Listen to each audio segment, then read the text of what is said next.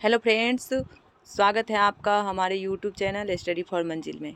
Friends, अगर आप हमारे चैनल पे नए नए हैं तो सब्सक्राइब कर लीजिए, क्योंकि यहाँ पे बिहार दरोगा से रिलेटेड छोटी से छोटी जानकारी आपको दी जाएगी। साथ ही में बीपीएससी की तैयारी आपको कैसे करनी चाहिए, आपकी बेस्ट तैयारी कैसे हो सकती है, क्या स्ट्रेटजी होनी चाहिए, उन सारे चीज़ों के बारे में बताया जाएगा। हालांकि फ्रेंड्स, मैंने भी बीपीएससी फाइनल सिलेक्शन नहीं लिया है, बट बिहार दरोगा में हूँ, अभी ज्वाइनिंग का इंतज़ार कर रही हूँ। और मैंने बीपीएससी 2-3 बार क्वालिफाई किया है, 3 बार क्वालिफाई किया है प्रीलिम्स का। हालांकि मेंस मेरा मैंने 2 बार दिया, नहीं हुआ। तो आज मैं बताती हूँ, जो आप लोग बिहार का जो पीसीएस एग्ज़ाम होती है बीपीएससी, उनसे रिलेटेड जितने भी आपके दिमाग में क्वेश्चन उठ रहे होंगे, कैसे आप बीपीएससी प्रीलिम्स निकाल सकते हैं, इन सारे चीज़ के बारे में एक एक करके आज बताने वाली हूँ। और कैसे आपकी स्ट्रेटजी होनी चाहिए, क्योंकि मुश्किल से आपको 75 से 80 दिन बचे हुए हैं।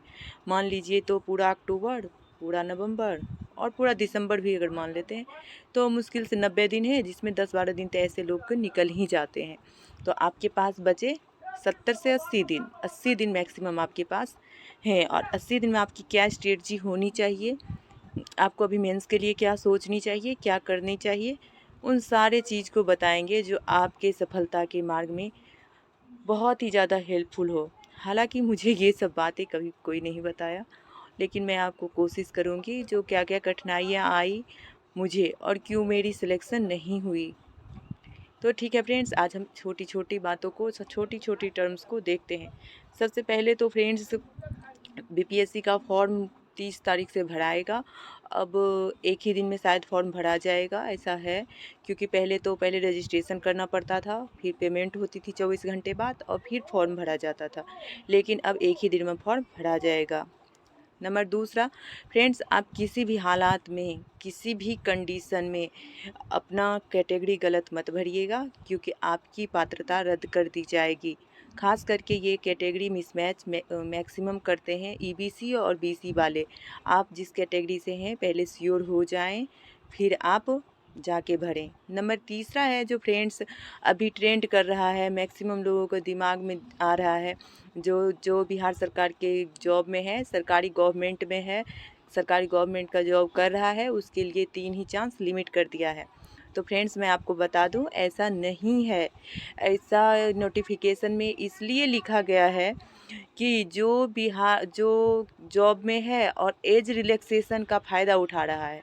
क्या था, पहले कंटिन्यू बीपीएससी हर साल वैकेंसी नहीं निकालती थी, तो उसे 5 साल दिया गया था। यानी 5 साल में जितनी बार वैकेंसियाँ निकलेगी एज रिलैक्सेशन के थ्रू, उतने बार आप डाल सकते हैं। लेकिन पहले तो निकलता ही नहीं था, 3 साल, 2 साल, 4 साल में एक बार वैकेंसी निकलती थी। लेकिन अब ये चीज़ें तो हट गई है, अब तो हर साल वैकेंसी आ रही है। तो इसलिए आयोग ये लिमिट कर दिया है कि 5 साल में 5 बार आप अटेम्प्ट ना लेके 3 बार ही अटेम्प्ट लेंगे। तो इसलिए फ्रेंड्स, सभी गवर्नमेंट जॉब वालों के लिए ये चांस फिक्स नहीं किया गया है। अगर आप चाहते हैं कि अटेम्प्ट लेना तो ऑब्वियसली ले सकते हैं। लेकिन फ्रेंड्स, मैं आपको बता दूं, अगर मेंस की अच्छी तैयारी नहीं है, आपको लगता है कि मेरा ऑप्शनल कम से कम कंप्लीट नहीं है, तो आपको अटेम्प्ट नहीं लेना चाहिए। क्योंकि प्री निकालने से कोई कुछ होता नहीं है। और फिर 1-2 बार प्री निकलेगा और मेंस नहीं निकलेगा तो ऐसे होंगे जो कॉन्फिडेंस लूज होने लगेंगे। जैसे मुझे ही देखिए, मैं इस बार भी बीपीएससी नहीं दे रही हूँ, क्योंकि मुझे पता चल गया मेरी कमियाँ कहाँ रह जाती है। प्री तो आप मुश्किल से 2 महीने में निकाल सकते हैं। जो पढ़ने वाले हैं उनके लिए प्री निकालना 2 महीना काफ़ी है। तो इसलिए सभी के लिए चांस लिमिट नहीं किया गया है। अब देखते हैं फ्रेंड्स, जो बीपीएससी प्रीलिम्स का क्वेश्चन लेवल कैसा होता है, पैटर्न कैसा होता है, और कैसे पढ़ा जा सकता है, और इसके लिए बेस्ट स्ट्रेटजी क्या होगी। तो फ्रेंड्स, मैं आपको बता दूं, बीपीएससी का क्वेश्चन बहुत ही इजी होता है, बहुत ही फैक्चुअल होता है, और कंसेप्चुअल पे ध्यान नहीं दिया जाता है। इसकी बीपीएससी प्रीलिम्स की तैयारी और मेंस का तैयारी दोनों बिल्कुल ही अलग अलग है। और जो आप चाहेंगे जो एक ही ले लें, दोनों में काम आ जाए, तो वो सिर्फ ऑप्शनल ही आप कर सकते हैं। नहीं तो बाकी बात, जीएस का पेपर और क्या बोलते हैं, प्रीलिम्स का पेपर बिल्कुल अलग है। प्रीलिम्स के लेवल बिल्कुल ही बच्चों वाली है। एसएससी बैंकिंग वाला ज़्यादा लोग निकाल लेता है। जैसे आप लोग बिहार दरोगा का जो प्रीलिम्स निकालने के लिए एबल होंगे, उनका बीपीएससी ज़रूर निकलेगा। जैसे पिछले बार मेरे जानकारी में कई ऐसे दोस्त हैं मेरा जो बिहार दरोगा की तैयारी कर रहे थे, उनका बीपीएससी प्रीलिम्स निकल गया, जबकि बिहार एसआई मेंस नहीं निकला। तो इसलिए आप प्रीलिम्स बिल्कुल ही निकाल सकते हैं, बहुत ईजी है। लेकिन मेंस की बात करें तो मेंस तो वही बच्चा दे पाते हैं, अच्छे कर पाते हैं जिन्होंने मेंस की तैयारी की है। तो प्रीलिम्स में रिजल्ट लेना बहुत आसान है। सिर्फ आपकी पर्पस है मुझे प्रीलिम्स निकालना है बिहार दरोगा के साथ साथ।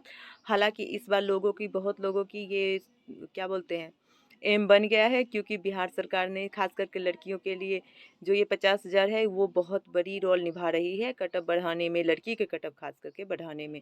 तो आप समझ गए होंगे प्रीलिम्स का लेवल क्या है। नंबर दूसरा देखते हैं इसमें कितना वेटेज है। तो फ्रेंड्स, आप तो जानते ही है ना, अगर आप पहला सीढ़ी पे चढ़ेंगे ही नहीं तो दूसरा सीढ़ी पे कैसे चढ़ सकते हैं। तो प्रीलिम्स बहुत बहुत अहम योगदान निभाता है। देखिए यूपीएससी में हिंदी मीडियम वाला का रिजल्ट ज़्यादा क्यों नहीं आता, क्योंकि वो लोग ज़्यादा प्रीलिम्स ही क्वालिफाई नहीं करते हैं। तो इसलिए अगर आपको बीपीएससी में सिलेक्शन लेना है, बीपीएससी क्वालिफाई करना है, बीपीएससी से ऑफिसर बनना है, तो प्रीलिम्स तो क्रैक करना ही पड़ेगा। और प्रीलिम्स क्रैक करने का सबसे बड़ी अहम तरीका है कि आपको फैक्ट याद होनी चाहिए, फैक्ट पे पकड़ होनी चाहिए। तो इसलिए प्रीलिम्स का वेटेज क्या है, मतलब बहुत ज़्यादा नेसेसरी है। क्योंकि अगर आप प्रीलिम्स नहीं निकालेंगे तो आपको मेंस देने की मौका नहीं मिलेगी, चाहे आप कितना ही बड़ा ज्ञाता क्यों ना हो, रिसर्चर क्यों ना हो, और कितना ही बड़ा ज्ञानी क्यों ना हो। तो ये बातें हैं। हालाँकि क्या कहता है, जो एक्चुअल में तैयारी करते हैं तो बहुत लोग ऐसे लोग हैं, मेरे जानकारी में भी हैं, उनका अच्छा मेंस में राइटिंग है, सब कुछ है, लेकिन उनका प्री नहीं हो रहा है क्योंकि कटअप बहुत ज़्यादा जा रही है। फिर हम देखते हैं फ्रेंड्स, जो कटअप क्यों ज़्यादा जा रही है। आप लोग के दिमाग में आ रहा होगा आखिर कटअप इतना ज़्यादा क्यों जा रही है। तो फ्रेंड्स, कटअप ज़्यादा क्यों नहीं जाएगा, आज जो ज़माना है वो सोशल मीडिया और मल्टीपल सोर्स पे डिपेंड हो गया है। ग्लोबलाइजेशन के ज़माना में सब कुछ सब जगह अवेलेबल है। जो मुखर्जी नगर में है वो वही पढ़ेंगे, जो मैं गांव में हूँ बिल्कुल दूर दराज में, वहाँ भी वो चीज़ अवेलेबल है। जब सेम चीज़ हम पढ़ रहे हैं तो कटअप तो ऑब्वियसली सी बात है ना, बढ़ेगा ही ना। और बेरोजगारी इतना ज़्यादा है, जो यूपीएससी की तैयारी करने वाला वहाँ पे सिलेक्शन नहीं हो रहा है और पीसीएस में भाग रहे हैं, क्योंकि उन्हें जॉब की ज़रूरत है। आईआईटीएन है, आईआईएम से पढ़े हुए हैं, उन्हें उतनी अच्छी सैलरी नहीं मिल रही है, उनके टैलेंट के अकॉर्डिंग क्या बोलते हैं प्रतिष्ठा नहीं मिल रही है, तो वो सिविल सर्विस की ओर भाग रहे हैं। तो ये सारे तमाम कारण हैं जो बहुत ही ज़्यादा कटअप को पुश कर रहे हैं। तो आप देखे भी होंगे, खास करके आज के ज़माना में टॉप 10 में आ रहे हैं मैक्सिमम इंजीनियर, सबका अलग ऑप्शनल है। ये सारे चीज़ फैक्ट हैं जो कटअप बढ़ाते हैं। लेकिन फिर भी मैं कहूँगी, मैं बहुत सारा पीसीएस भी देखी हूँ, यूपीएससी तो खैर देखी हूँ। तो मुझे लगता है बीपीएससी में सिलेक्शन लेना अभी भी बहुत आसान है, बहुत ज़्यादा आसान है। हाँ, हालांकि आप लोग के दिमाग में उठता होगा आपने क्यों नहीं लिया। तो फ्रेंड्स देखिए, मुझे जॉब की ज़रूरत थी, और फर्स्ट अटेम्प्ट में हर कोई बच्चा ही होता है, उसे समझदारी नहीं होती, या उसे लगता है अगर कोई गाइड करने वाला ना हो तो उसे लगता है अरे प्री निकल गया, बहुत कुछ हो गया। वैसे ही सेम था, और मैंने तैयारी किया था, बहुत मेहनत भी की थी, लेकिन क्वेश्चन का पैटर्न अलग एक बिल्कुल ही बदल के रख दिया गया एग्ज़ाम हॉल में, सरप्राइज़ था। और मेरे पास उतनी ज़्यादा अच्छी नॉलेज नहीं थी, तो इस वजह से मेरी 64वीं में नहीं हुई, 64वीं में नहीं हुई, और रिजल्ट आई उसके बाद मैं इतना ज़्यादा टूट गई कि मुझे लगा अब 62वीं भी नहीं होगा। और लास्ट टाइम मैंने डिसाइड किया जो मुझे बिहार दरोगा ही करना है, क्योंकि मुझे जॉब की ज़रूरत है, नेक्स्ट टाइम कर लिया जाएगा। तो ये सारी बातें थी। और आप लोग बार बार क्वेश्चन पूछ रहे हैं फ्रेंड्स, जो आप बीपीएससी क्यों नहीं दे रहे हैं। तो फ्रेंड्स, इसके कई कारण हैं, अभी मैं नहीं बताऊंगी, जब इसका फाइनल रिजल्ट आएगा तो आपको मैं ज़रूर बताऊंगी जो क्यों नहीं मैं दी और क्यों मैं देना नहीं चाह रही हूँ। जो मैं सोच रही हूँ उसका रिजल्ट अगर पॉजिटिव आया तो मैं बताऊँगी। लेकिन बस इतना आप जान लीजिए, तूफ़ान आने से पहले समुद्र पहले शांत हो जाता है। वही मैं अभी शांत रहना चाहती हूँ, खुद के साथ टाइम बिताना चाहती हूँ। बस उसके बाद अगर कुछ बड़ा हुआ तो ज़रूर बताऊँगी।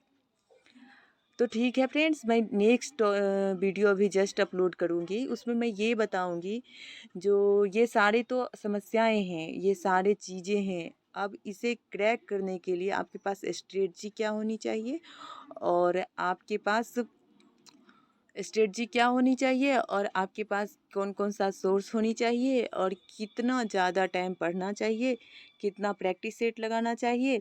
मैं उम्मीद करती हूँ कि आपको ये वीडियो बहुत ही ज़्यादा हेल्पफुल होगा। मेरा एक ही कोशिश रहता है जो आपकी भटकाव को रोका जा सके, आपकी क्या बोलते हैं लक्ष्य को करीब लाया जा सके, ताकि आपको लक्ष्य दिखे। जब तक आपको अपने लक्ष्य दिखेंगे नहीं, आपकी लक्ष्य सामने नहीं होगी, आपको खुद पे यकीन नहीं होगा जो मेरा लक्ष्य इतना पास है, तब तक आप नहीं कर सकते। तो आई होप फ्रेंड्स आपको हमारी सारी बातें समझ में आ रही होगी। इसका पार्ट 2 भी आएगा, ये पार्ट 1 है। अगर दोनों पार्ट नहीं देखेंगे तो आपको समझ में नहीं आएंगी, क्योंकि जब तक डॉक्टर के पास बीमारी को पता नहीं चलेगा तो वो दवाई नहीं लिख सकता। मैंने इसमें सारी समस्याएं बताई हूँ, क्या क्या चीज़ें हैं, अब हमें क्या करनी है वो बताऊंगी। तो आज इस वीडियो में इतना ही। मैं नहीं चाहती हूँ कि फ्रेंड्स वीडियो बहुत लंबा हो जाए, क्योंकि मैं गांव में हूँ, यहाँ पे अपलोड करने में बहुत समस्याएं होती है क्योंकि नेटवर्क नहीं रहता है। तो फ्रेंड्स आप देखते रहिए। Thank you for watching. मिलते हैं नेक्स्ट वीडियो में। Bye bye.